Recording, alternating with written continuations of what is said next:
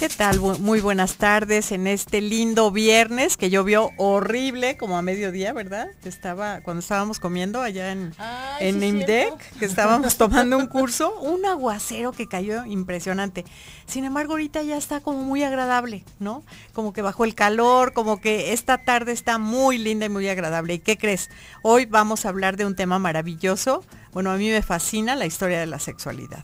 Azu, ¿cómo estás? Buenas tardes. Hola, Carlota, muy buenas tardes. La verdad sí, y más porque específicamente lo va a tratar sobre una época en especial. Sí. Vamos a hablar, la historia de la sexualidad es muy amplia, entonces hoy vamos a hablar de la historia de la sexualidad, pero durante la época colonial en México, ¿cierto? Claro. Así es. Muchas gracias, Sofo, por haber aceptado la invitación de nuevo y estar con nosotras esta tarde, ¿no? Esta linda tarde. Y voy a dar las gracias a quienes hacen posible este programa, a Telma Coronado como productora y al operador Norberto Rodríguez. Muchas gracias. Pues vamos empezando, ¿qué tal? Vamos empezando porque, bueno, aparte de que es un tema apasionante, pues son nuestras raíces, son nuestras herencias, ¿no? Entonces a veces no encontramos de dónde yo tengo estas conductas o estas creencias y tienen que ver con esa herencia judeocristiana patriarcal que traemos cargando, ¿cierto? Claro. Entonces, que sí, así es. Vamos platicando. Primero sitúanos en el contexto. Sí, bueno, muchísimas gracias otra vez por la invitación, Carlota y Azu. Bien, el gran situación en la sexualidad en nuestro país, hablando ya como México, prácticamente lo podemos establecer cuando ya fue la conquista de los españoles, con la caída de la Gran Tenochtitlan, 13 de agosto de 1521, y posteriormente de ahí que empieza la época colonial como tal. Entonces, ahí, como dices, pues fue una mezcla no solamente de dos culturas, sino de dos mundos completamente opuestos que se encontraban, porque muchas de las situaciones o tradiciones que establecían los mayas, aztecas o los pueblos prehispánicos o mesoamericanos que estaban en nuestro país, o en nuestras tierras, lo que ahora es México, no eran mal vistas, como ejemplo la poligamia, como ejemplo también la antropofagia, todo ese tipo de situaciones, pero cuando van llegando los españoles, entonces se encuentran con pues un mundo totalmente diferente al de ellos, ¿no? De hecho, hasta le llamaban la tierra de los endemoniados, llegaron así a llamarle los franciscanos cuando llegaron a estas tierras a evangelizarlos. Y por eso ellos tomaron una visión como de reformar este nuevo mundo, porque este nuevo mundo parecía más al infierno que ellos tenían catalogado desde la Edad Media que a una realidad humana. Entonces ahí empezó a haber muchas de las situaciones que nosotros tenemos que se fueron dando continuamente hasta lo que hoy presentamos, ¿no? Claro. Oye, Sofo, pero fíjate que yo pensaría, qué feo que ellos lo hubieran visto de esa manera, pero yo lo vería desde un punto de vista completamente distinto, porque nosotros como mexicanos teníamos una cultura como muy bien establecida, una mentalidad mucho más abierta, ¿sí? Y llegan y nos establecen reglas, ¿no? Claro que sí. Bueno, de hecho con los pueblos aztecas y con los pueblos indígenas, bueno, pues también había sus estructuras muy bien delimitadas, pero al punto en el que, pues bueno, ellos habían creado toda una cosmovisión, una cosmogonía totalmente diferente que no estaba, pues digamos que tener que estar aceptada con el occidente, ¿no? Entonces cuando van llegando los españoles, pues una de las mayores empresas que se dieron en ese tiempo fue la evangelización, ya fueran con los franciscanos, que fueron los primeros en llegar, y entonces ya posteriormente vinieron otras órdenes, entre ellas los jesuitas, que prácticamente los jesuitas fueron los que hicieron el vínculo entre las dos culturas. De hecho, Javier Clavijero fue el que cambió el concepto y el paradigma que se tenía de belleza dentro de la cultura española, porque la belleza cambió a una belleza mestiza, a una belleza que combinara lo indígena y lo español, y de ahí vienen muchos también de nuestras cuestiones que hoy tenemos, de decir, bueno, ¿y somos españoles o somos indígenas o solamente hablamos de los aztecas porque eran la tierra de nosotros? Entonces ahí se dio la situación en la que el mestizaje propició también una reacción y una nueva forma de pensar para las cuestiones de lo que es la sexualidad. Claro. Fíjate que hay cosas muy interesantes, ¿no? Por ejemplo, esta parte de los aztecas y los mayas, que cuando una mujer se embarazaba, pues había que tener muchas relaciones sexuales con ella, ¿no? Ya está mi esposa embarazada, pues entonces hay que darle más semen, porque ellos pensaban que el semen era alimento, porque el semen, como la semilla, va a ser bueno para ese bebé que está en crecimiento, para que nazca sano. Sí, totalmente contrario con los españoles, que la sexualidad era para la reproducción, ¿no? Sí, de hecho en los pueblos indígenas una mujer embarazada también era motivo de orgullo, no era motivo de estar como en España. Como escondida. Que tenía que estar escondida porque ya era impura, porque ya tuvo alguna relación sexual, ya estuvo con alguien más. De hecho, lo que hoy tenemos hasta pactado, digamos socialmente, que eso viene desde el romanticismo de decir señor y señorita, ¿no? Claro. La señorita tiene que ser esa virgen, esa flor, pureza, ese ser que no ha tenido ningún contacto con ningún hombre, ¿no?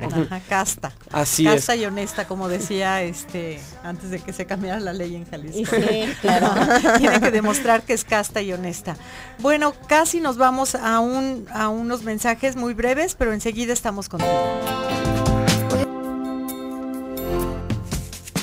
Bueno, pues ya estamos aquí de nuevo contigo y le vamos a pedir a Azucena que nos ayude con los teléfonos para que nos llames, para que nos platiques cómo te está apareciendo el programa, qué preguntas te surgen a partir de conocer estas cuestiones.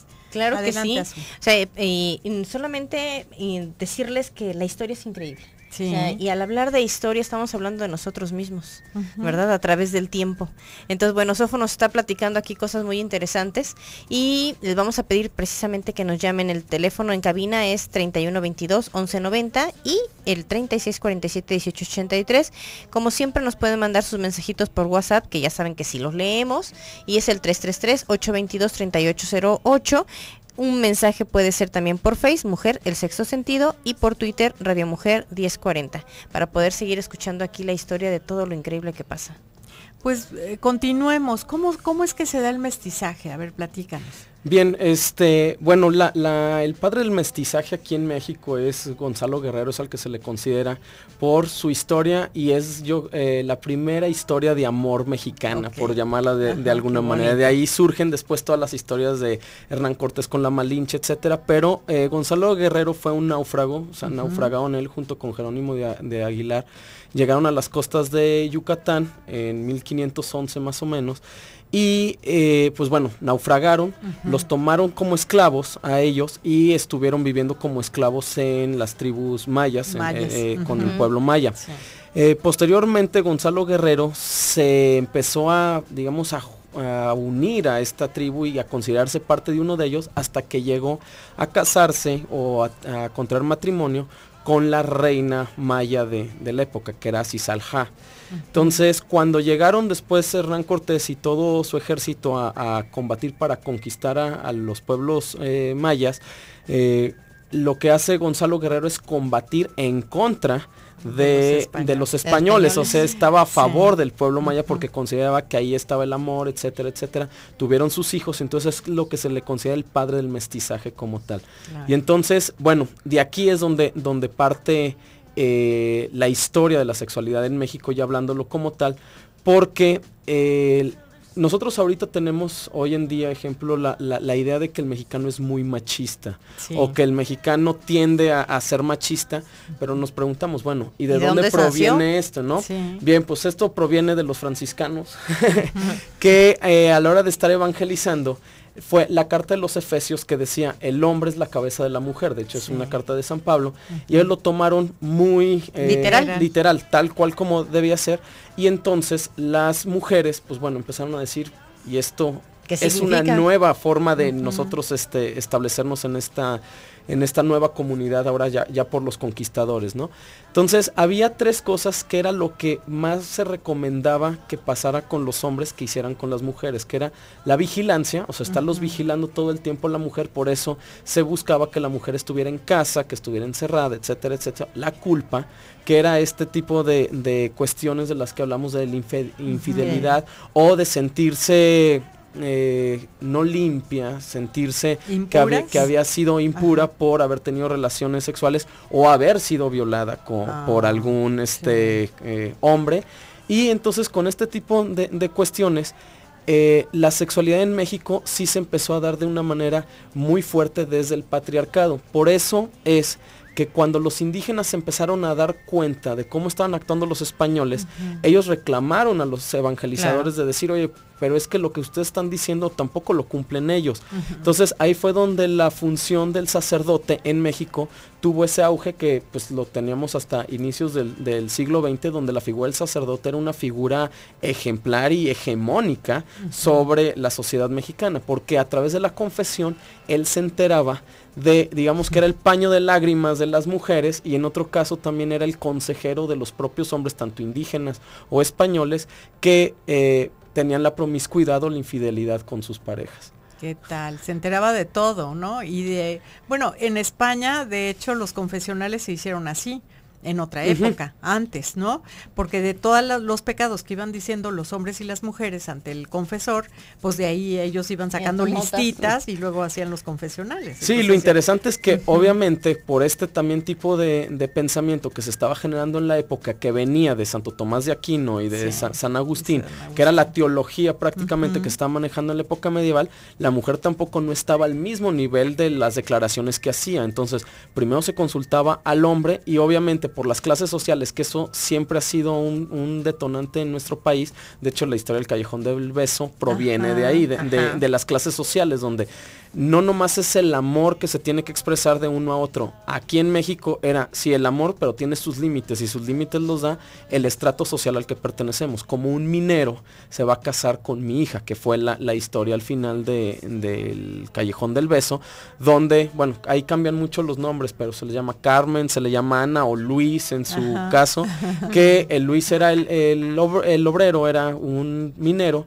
y a la hora de que el papá de la doncella o de la que estaba en un nivel socioeconómico más alto se da cuenta que estaba siendo pretendida o cortejada por un minero, pues le clava la daga en el corazón y pues muere en los brazos de su amado con un beso, ¿no? Entonces, esa es, digamos, otra historia de el México, pero ya hablando ya de épocas más recientes. Primero fue la de Gonzalo Guerrero, podemos hablar de esta del Callejón del Beso, cómo vemos las dos perspectivas, ¿no? Una desde la perspectiva indígena, de esto de atacar a los conquistadores a pesar de pertenecer o ser congénere de él, y en el otro ya sobre los estratos sociales. Claro, sí.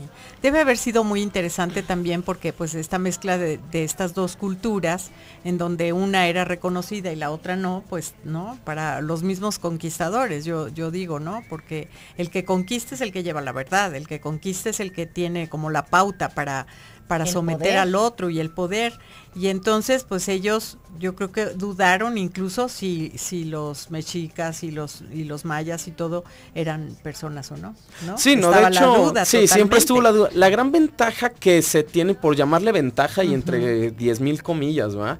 Ventaja, fue que los españoles no llegaban a arrasar a los pueblos. Es muy los españoles tienen esa peculiaridad cuando fueron a conquistar lugares que siempre hubo mestizaje, muy contrariamente a lo que pasó con los ingleses, que los ingleses prácticamente era arrasar y nunca hubo una conjunción entre las etnias. De hecho, por eso en Estados Unidos, a diferencia con México, los insultos que se le pueden dar a alguna persona son raciales, porque no hay ese mestizaje. En cambio, en México, los insultos o la forma también de hacer despectivo o peyorativo a alguna persona son a través de oficios. Que ahí entonces los oficios, así es, porque sí había los estratos sociales, lo que eran las castas, donde una mujer negra era esclava, pero la mestiza pues tenía parte española, pero la criolla no era española. Entonces ahí era como se estaba denominando cada uno de los estratos sociales, y que al final determinaban la sexualidad que se iba a desempeñar. O sea, entre dos mestizos no había problema, pero ¿qué pasaba cuando un criollo o peor aún, un insular estaba con una esclava? Entonces ese tipo de situaciones generaron también otra perspectiva de la sexualidad que se desarrolla en México. Qué interesante, ¿eh? Vamos a seguir hablando de la historia de la sexualidad en este México conquistado por los españoles, con unas costumbres y una moral distinta, por así decirlo, que nuestros pueblos indígenas, ¿no? Entonces vamos a continuar con esto. Y mira, mientras nos mandan saludos, el teléfono celular con terminación 8588 nos van a decir que está muy bien por aquí el programa. Okay. ¿Verdad? Llámenos para que nos platiquen si les está gustando, si qué preguntas tuvieran de esa época, cuáles han sido las interrogantes, porque mucho de lo que de las costumbres, de las creencias que tenemos hasta el día de hoy pueden haber surgido o tienen que ver exactamente con este mestizaje, con esta cruza de estas dos culturas tan importantes. Pero también las y los adolescentes les puede ser muy útil en la parte escolar, ¿no? Aunque estamos también a finales del ciclo escolar. Ajá, ¿verdad? Ya hay algunos de vacaciones. Bueno, nos vamos a un pequeño corte y estamos contigo.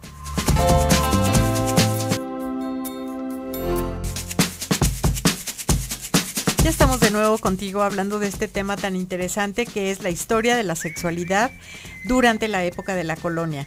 Y durante esa época pues surge un machismo, ¿no? Surge un machismo que no se parece a otros, porque bueno, los japoneses son machistas, los españoles eran machistas, pero tenían como otra cosmovisión.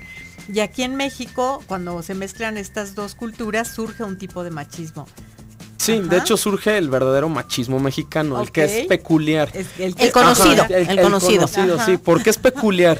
Porque el machismo mexicano es un machismo, digamos, de sociedad, por decirlo de alguna manera. ¿Por qué de sociedad? Porque frente a los demás, sobre todo a los otros hombres, el hombre se tiene que presentar como la cabeza, ¿no? La cabeza de esta matrimonio, de la familia, de la pareja, etcétera. Pero muy dentro de la familia puede que suceda que no sea lo que cuenta o lo que estaban diciendo. De hecho, esto lo podemos ver hasta hoy en día, ¿no? Sí. De cuando sucede que se cuentan unas cosas entre amigos, y al final termina siendo entre puros hombres de decir, bueno, sí, pero al final el que manda es la mujer, etcétera, etcétera.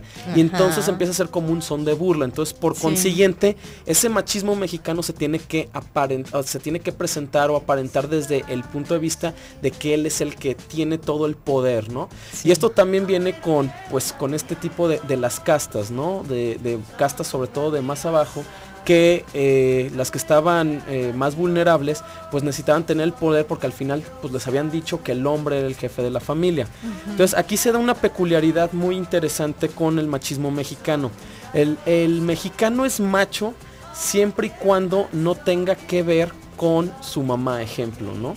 O sea, la madre es respetada, es santa, es el máximo nivel que pueden tener, pero no vista como la mujer que les dio la vida, sino por el simple hecho de tener la jurisdicción o la etiqueta de ser madre. Lo he comentado en algunas ocasiones que es súper interesante esto, porque el hombre lo que busca es ser el que domina, ser el que puede maltratar a la esposa, bla bla, son las ideas que tiene. Y si tiene hijas, él espera que traten bien a sus hijas. Entonces dices, bueno, pero es que todos los hombres están pensando exactamente lo mismo que tú. Entonces no existe ese tipo de caballerosidad, ¿no? Que la caballerosidad ya viene con el romanticismo y cuando se afrancesó México en la época ya de Porfirio Díaz. Pero con todo este tipo de machismos, entonces también se empieza a dar una relación que se establece desde la cuestión del arquetipo de la Malinche, que se espera una mujer como tipo la Malinche, ¿no? La traicionera, traicionó a nuestro pueblo. De hecho, hasta lo habla Octavio Paz en El laberinto de la soledad, esta de la madre violada, ¿no? O sea, que no la quitaron, los españoles hicieron, bla, bla, bla, bla. Pero al final, eso es lo que se busca. El hombre busca eso. Pero, si se hace eso con otras mujeres, pues bueno, que lo hagan, pero no con la mía. Claro. No con mi madre, no con eso. Entonces, por eso es que la madre en México tomó un lugar preponderante dentro de nuestra sociedad, al grado que, pues bueno, podemos ver cómo se festeja el 10 de mayo en México y cómo se festeja el Día del Padre, ¿no? O sea, nada que ver. Por esto, de hecho, hasta, pues bueno, volviendo a lo que decíamos hace ratito, de cuando se quiere hacer algo despectivo, peyorativo, con el que se meten es con la madre, o sea, es con la que se meten, no que la tanto madre con el es tan padre. abajo como tan arriba, ¿no? Así es, dependiendo del tipo de machismo que quiero presentar. Por eso es que al final, entre hombres, ese machismo se empieza a volver, de alguna manera, tiene una tendencia homosexual, porque empiezan a decir ciertas chistes, ciertos comentarios que tienden a la homosexualidad, y ahí es donde entonces truena toda la idea del mexicano hombre varonil, macho, etcétera, etcétera, etcétera, ¿no? Como ha sucedido con algunos héroes, ejemplos de nuestra patria, que de repente cuando sale esta parte de que tal vez pudieron haber sido homosexuales o afeminados, ¿cómo? Si el mexicano es macho, es un hombre, es poderoso, ¿no? Pero lo vemos como en el cancionero y en los boleros mexicanos, que es la música popular mexicana, ¿no? Tenemos canciones como Amorcito Corazón, o sea, un Pedro Infante de esa robustez, esa forma varonil o viril de expresar, se va hasta el punto en el que termina siendo bonito, lindo, romántico, etcétera, ¿no? Entonces, también viene esta parte donde el mexicano no quiere aceptar que es romántico porque parecería que es vulnerable o que tiende a ser más afeminado o tener sentimientos, ¿no? Y sería así como que sí demuestro mis emociones y mis sentimientos, pero de una manera agresiva, ¿no? Claro, efectivamente, ejemplo como una serenata, ¿no? O sea, nadie va a ir con una serenata a cantarle y a llorarle a la mujer. Pero si estoy llorando por el alcohol, o estoy llorando por todo el entorno que tengo de amigos, etcétera, entonces se justifica y entonces sigo siendo macho. ¿Por qué? Porque tuve el valor de irle a decir a la mujer que me perdonara.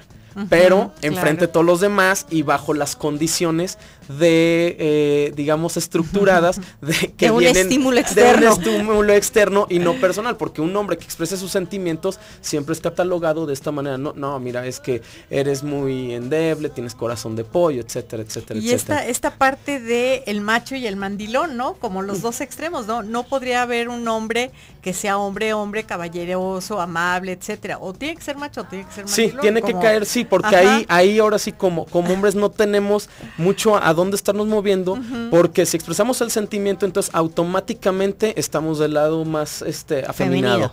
Pero si entonces somos agresivos y expresamos todo esto, es machista. Y entonces, y alrededor de nuestra sociedad, pues eso es lo que tenemos que expresar por todo el digamos, todo el bagaje histórico que tenemos. Por eso esto se le llama el síndrome de la Virgen de Guadalupe y de la Malinche. O sea, el mexicano tiene dos mujeres preponderantes en su vida. Uno es la Virgen de Guadalupe, ese emblema, digámoslo de una manera maternal, que nos cuida, nos protege, aunque seamos hombres y al que podemos llorarle en su regazo.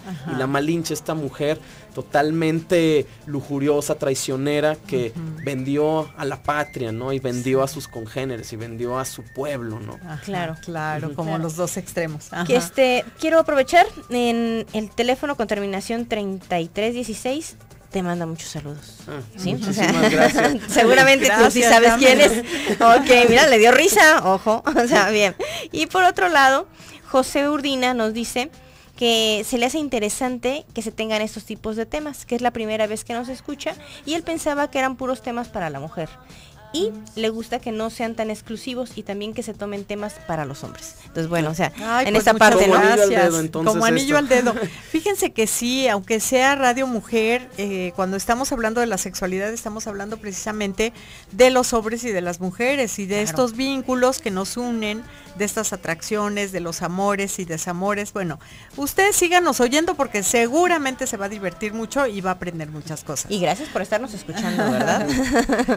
Y pues bueno, o sea, yo creo que también aquí algo de lo que tú estás diciendo es bien interesante, al decir que finalmente esto tiene que ver completamente con nuestra cultura actual. Aun cuando estamos hablando, por otro lado, del concepto de equidad de género y que estamos buscando un poquito esta parte de igualdad y empezar a desmistificar estos conceptos de o eres mandilón o eres machista, no queremos un hombre machista, pero tampoco, o sea, de repente dices tú, pero tampoco lo quiero mandilón, ¿verdad? Entonces, como en dónde estamos cuando hablamos ya de equidad mezclada con toda esta parte de la historia colonial, ¿no? Sí, no, y de hecho esto es un problema, una situación desde la época colonial, o sea, militares, gente de alcurnia como tal, o de los, digamos, que venían de la realeza, etcétera, etcétera, etcétera, tenían también este tipo de situaciones que eran muy difíciles de ellos de manejar, pero tenían la situación esta que empezaron a encontrar los huecos como para manejarse de la mejor manera, y al final transmitirnos eso, digamos, de generación en generación, ¿no?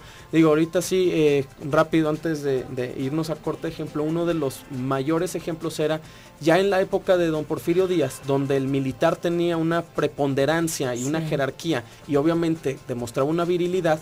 Se daban algunos grupos donde eran grupos homosexuales o hasta de transvestidos, ¿no? Entonces hubo en algún momento una redada donde tomaron a 42 personas, de ahí de hecho viene para nuestro bagaje cultural el número 41, porque el número 41 es muy representativo de los homosexuales por esta redada, porque tomaron a 42 personas que estaban en este baile y eran militares, bla, bla, bla, y cuando se dieron cuenta, uno de ellos era el yerno de Porfirio Díaz, que era Luis Mier, entonces... Y que se había ido corriendo. Claro, entonces lo que hicieron que fue que a él no lo llevaron a Lecumberri, que era donde los dejaban a los presos que eran afeminados o exóticos, como ellos les llamaban en esa época, y entonces se quedó el número 41. De hecho, de ahí también viene de los separos que tenían a todos este tipo de personas que eran los que escandalizaban, los que estaban con daños a la moral, etcétera, y exóticos los mandaban al separo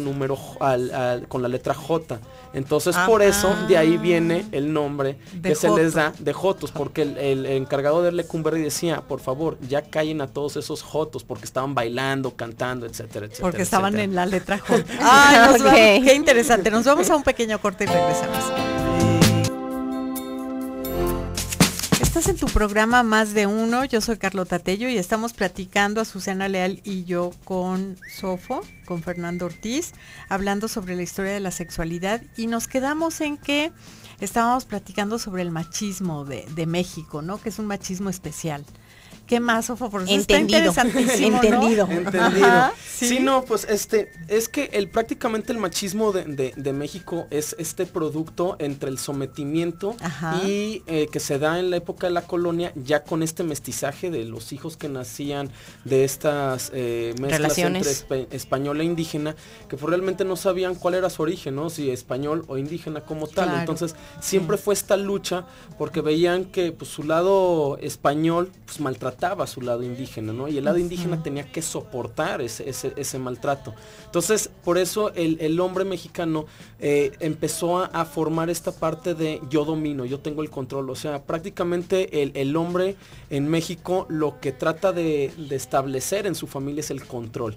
Y como les decía, ¿no? Entonces, no va tanto hacia el valor de la mujer o no de la mujer, sino establecer estas jerarquías en su mente, decir, bueno, mi esposa al final es la que me atiende, pero a mi mamá la respetan y todo. Entonces, ¿qué pasa cuando el papá de ese mexicano no respeta a su mamá? Porque pues es su esposa al final y al cabo, ¿no? Entonces, entra este conflicto donde por eso se da en el, digamos, colectivo mexicano, esta situación donde la mamá siempre es la que está rezando, la que está como cargando la cruz, ¿no? Y el marido es un irresponsable. Entonces el hijo ve por la mamá, más no por la mujer o por sus hermanas. Entonces empieza a este acaparamiento del lado de la mujer, ¿no?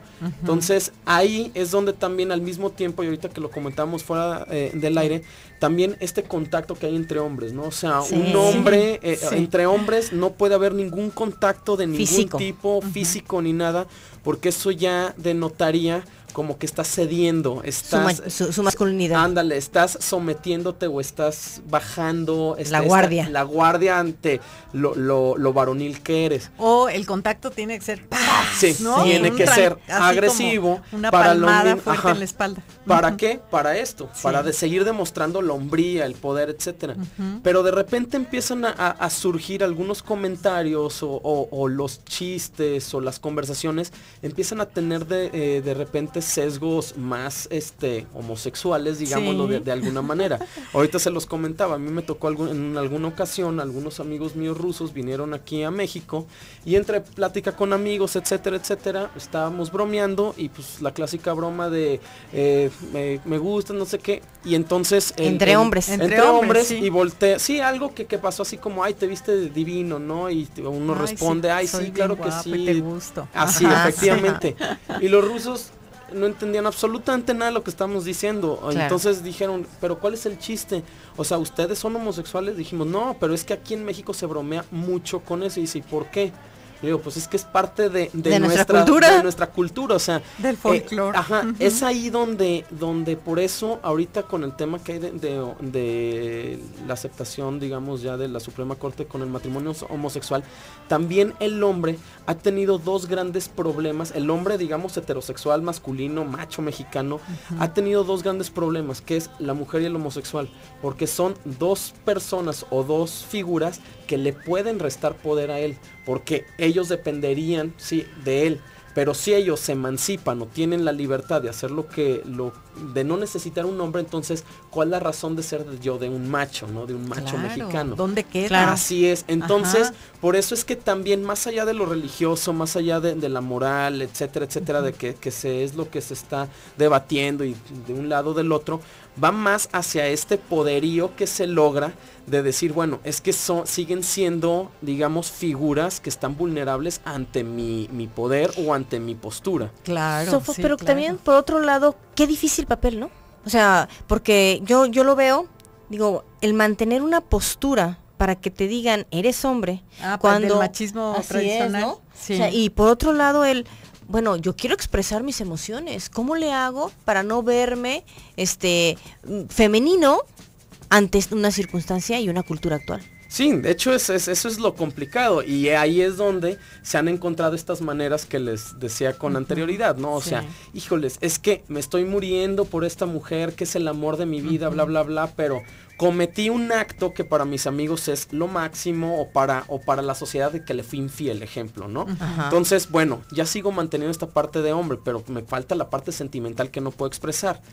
Pero espérame, es que ya encontramos las maneras. Existe la serenata, existe el llevarle flores, existen todo este tipo de circunstancias que se han creado para mantener eso. Y no nomás con el hombre, también es lo difícil de ser mujer. Claro, porque la mujer también no es tan... puede expresar mucho sus sentimientos, pero al expresar también mucho sus sentimientos, también hasta qué punto lo hace, porque si entonces sus sentimientos los expresa, entonces automáticamente se ve como una mujer que está sometida totalmente, o su vida es el marido. Entonces también tiene que tener el punto medio de decir, bueno, hasta aquí llegué, ¿no? O sea, por aquello de la frase, ni todo el amor ni todo el dinero. Sí, y yo lo diría para los dos, ¿eh? Para los dos, exactamente. Claro, yo te hablo de las dos partes. Ella también se reserva y él también se reserva, claro, ¿no? Con este miedo de no caer hasta el extremo. Qué triste, ¿no? Y entonces al final volvemos a que la figura que es el vínculo entre ellos dos seguía siendo el sacerdote. Entonces, por un lado el hombre diciéndole al sacerdote que había sido infiel, bla, bla, bla, bueno, perdonándole los pecados, ¿no? Y por otro lado la mujer diciéndole, oye, mi esposo me fue infiel, y diciéndole, bueno, perdónalo, para seguir manteniendo este status quo, digámoslo de alguna manera, o ese mediador para tener el tejido social que hasta ahorita pues hemos mantenido, ¿no? Y que sigue hasta la actualidad después de prácticamente 500 años. Oye, fíjate que, bueno, a ver si nos da tiempo, si no para la próxima vez que te invitemos, porque es muy agradable platicar contigo. Gracias. Pero, por ejemplo, en Yucatán, la cosa es distinta. Los hombres se dicen lindo, hermoso para empezar, ¿no? Entre ellos, así se saludan. Y por otro lado, el matriarcado sigue existiendo. Ahí la abuela es la que dice, la que decide, la última palabra. Y además respetada por todos, porque es la abuela. Pero de verdad hay más matriarcado. Yo es donde más matriarcado me encuentro. Sí, de hecho, ahí la cuestión que tienen también en Chiapas se da mucho también con los tzotziles a veces, o para algunos grupos, porque son los grupos indígenas. Entonces, volvemos. Si hablamos ya de indigenismo como tal, cambia totalmente la estructura. Entonces, el decirse lindo, decirse bonito, etcétera, no es el lindo y el bonito de nuestro lenguaje español, sino es la traducción, o es al menos la dinámica que ellos han mantenido con su lenguaje a través del... Aunque ya hablen español, sí, claro, o sea, pero la costumbre está presente. Y además, a lo mejor no hubo tanta mezcla ahí, ¿o qué?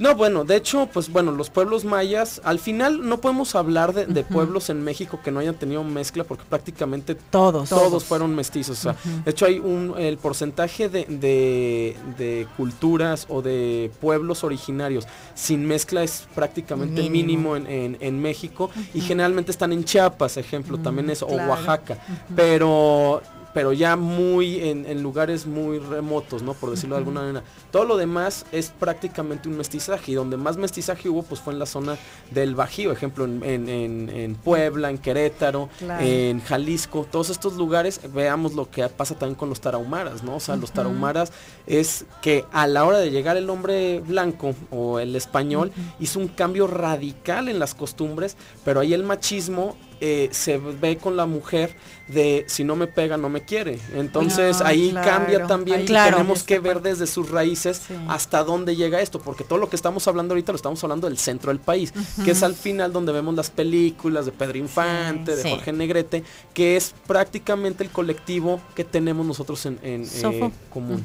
Antes de irnos, porque ya casi nos vamos, yo te haría una pregunta. ¿Qué libro le recomendarías a todos nuestros personas que nos están escuchando que pudieran leer sobre todo lo que nos acabas de platicar el día de hoy? Mira, hay un libro muy bueno se llama La historia de la sexualidad en México, se llama José Luis Trueba, creo que es el autor, y él habla sobre esta situación, sobre todo de la iglesia, con la concepción de cuerpo y sexualidad. Entonces es sumamente interesante ese libro, se lo recomiendo, es de Editorial Grijalvo.